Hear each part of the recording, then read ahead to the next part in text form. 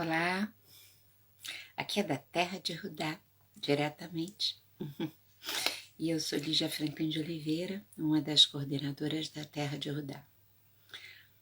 Então, hoje eu vim conversar um pouco, de maneira também rápida, como eu tenho feito ultimamente, porque eu acho que às vezes são pílulas, né?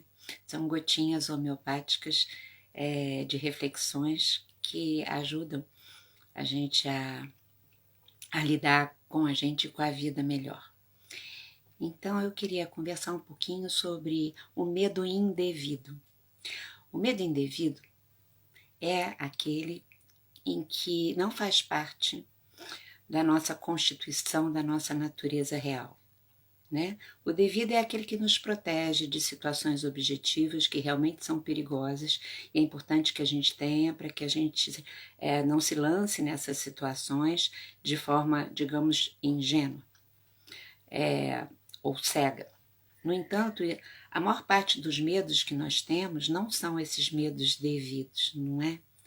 São os medos indevidos, que é uma coleção de situações que a gente veio desenvolvendo ao longo das nossas encarnações, e a gente encarna aqui já trazendo um pacote de situações que a gente não soube lidar e que aí acabou desenvolvendo medo delas.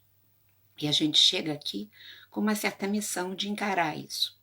Mas, na verdade, quase todos nós, desconhecendo esse processo, a gente acaba chegando aqui, não trabalha os nossos medos e até os fortalece a partir de coisas difíceis que a gente viveu, até amplia esses medos indevidos. E mais ainda, né, gente, o nosso sistema, o sistema que a gente vive no mundo, que eu sempre vivo dizendo que é um sistema de dominação, ele estimula esses medos indevidos em cada um de nós de diversas maneiras diferentes o tempo todo. E a gente percebe isso com muita clareza quando presta atenção, né?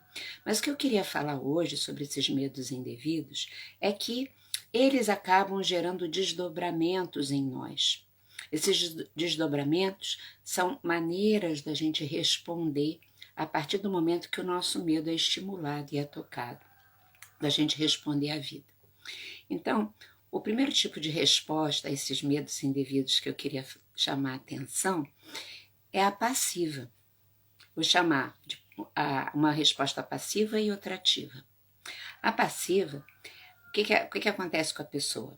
É a resposta na qual cada um de nós pode viver o fato do medo nos dá a sensação que a gente pode perder alguma coisa, ou que pode nos faltar alguma coisa essencial e que a gente não vai ter condição de repor aquilo, ou de não fazer aquilo ficar ausente na nossa vida, ou não ser realizado, né? Então, a pessoa passa a reter tudo, a ser aquela pessoa que tem que segurar tudo consigo, chegando até um egoísmo muitas vezes, né? E além de reter, ela passa a ser uma controladora de plantão, de si e dos outros. Ela está continuamente, né, no controle e ela acaba sendo desagradável na relação com os outros, ela estraga, digamos assim, a relação dela com as pessoas, que passa a não fluir na sua exuberância possível, né? E ela gasta uma energia gigantesca que, na verdade, não fica a serviço de construir nada na vida dela que vale a pena. É como se fosse uma energia que descesse pelo ralo e ela perde aquilo. No geral, as pessoas assim, submetidas a esse medo, elas são muito cansadas o tempo inteiro, porque é o tempo todo tendo que reter e tendo que controlar a si, a tudo, aos outros, aquela história de ter que ser perfeita ou perfeito, para ver se aplaca a angústia que o medo dá. Bom, com isso, a pessoa tende a se adaptar muito facilmente ao menos de si, né? E o desdobramento ainda dessa resposta passiva é que, quando a gente se adapta ao menos de nós mesmos, facilmente ficamos submetidos ao poder dos outros, né? Ou de alguém. Aí a gente se torna submisso, submissa, nos tornamos objetos de alguém, né? A segunda forma, né, do desdobramento do medo em nós é aquela ativa, né, que eu mencionei no início. Nessa forma, a pessoa com medo, ela se torna agressiva e violenta. Essa agressividade, essa violência, ela pode voltar essencialmente para ela mesma, para dentro. E é quando a gente se trata muito mal, quando a gente segura coisas que não devia segurar, fica em situações as tais que a gente se coloca também como objeto. Então a gente vê que às vezes a forma passiva acaba alimentando a ativa também em relação a nós mesmos, né? A pessoa se torna, às vezes, até doente fisicamente, né? Porque esses maus tratos ao longo da vida, a alma começa a cutucar o físico para ver se a gente entende que é preciso haver uma mudança, a gente está precisando trabalhar alguma coisa. E aí, né? Doenças do coração, a pressão sobe, diabetes surge, sei lá, uma série de coisas, né, que podem nos acontecer, doenças respiratórias, autoimunes, né, que tem gênese nesse tipo de situação que a base, na verdade, está assentada nos medos mesmo, né?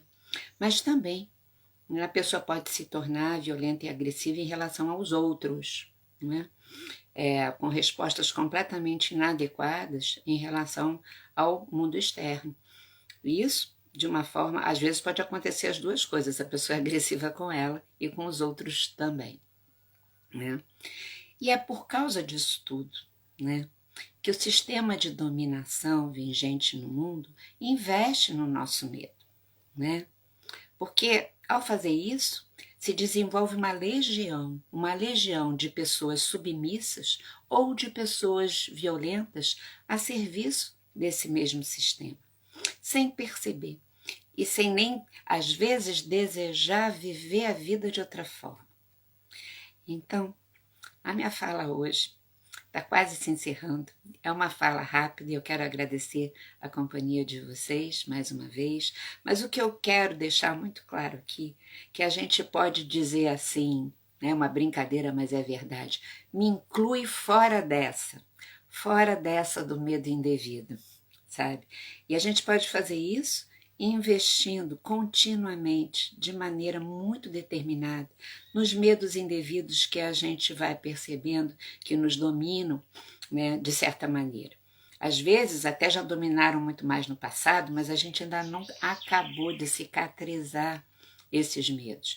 Então que a gente não sossegue, né, enquanto a gente perceber que qualquer tipo de medo, de abandono, de solidão, de não ser capaz, de não ter valor, qualquer tipo de medo que a gente reconheça em nós, é bom que a gente está num momento importantíssimo de tomar a decisão, de investir, encarar, cuidar, cicatrizar. Daí, pessoal, que eu vou continuar dizendo, eu acho que durante a minha vida, que o gesto mais espiritual e, por incrível que pareça, verdadeiramente político que existe, é a libertação do medo. Então, vamos fazer a parte que nos cabe, que é a única possível, é cuidar dos nossos e a gente colocar no mundo mais uma pessoa que está liberta. Tá bom? Um beijo. Obrigada aqui pela companhia. Desejo muito que essa conversa rápida seja um estímulo para que a gente não sossegue, não se coloque mais em uma situação de submissão aos medos indevidos. Muito pelo contrário, sejamos livres. Tá bom? Beijo, gente.